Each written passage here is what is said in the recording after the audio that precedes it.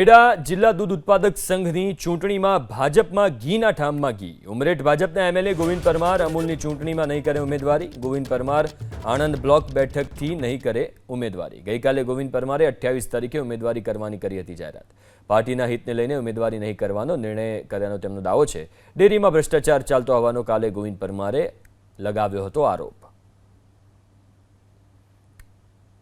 અને આદરણીય પ્રદેશ પ્રમુખ સી આર પાટીલ સાહેબની જે એક લાગણી હતી કે ભાઈ આપણે પાર્ટીની શિસ્તમાં રહીને પાર્ટીને જીતાડવાનું છે, તો આજે ખૂબ આનંદની ક્ષણ છે કે એમણે એક નહીં પણ 12 સીટોમાં ભારતીય જનતા પાર્ટીના ઉમેદવાર જીતે એના માટેનો આજે સંકલ્પ કર્યો છે. આજે હું તેમને ખૂબ શુભેચ્છા સાથે અભિનંદન પાઠવું છું.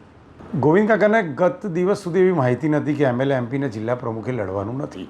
ક્યાંક ને ક્યાંક અમે એમની સુધી એ વાત પહોંચાડવામાં અસફળ રહ્યા હતા. એટલે એમના મનમાં એવું હતું કે ધારાસભ્ય ફોર્મ ભરી શકે છે. તો ડેરીમાં ભ્રષ્ટાચાર ચાલતો હોવાનો ગોવિંદ પરમારે ગઈકાલે આરોપ લગાવ્યો હતો, પણ હવે ઘીના ઠામમાં ઘી પડી ગયું છે. પાર્ટીની શિસ્તમાં રહીને કામ કરવાનું છે. એટલે મેં નિર્ણય લીધો છે કે મારે અમૂલ ડેરીની ચૂંટણી લડવી નથી. સાથે સાથે અમારે ચૂંટણી ઇન્ચાર્જ અજયભાઈ બ્રહ્મભટ્ટ પણ મારી સાથે બેઠા છે અને મારા દીકરા સામાન છે. એટલે આ ચૂંટણી હું લડવાનો નથી.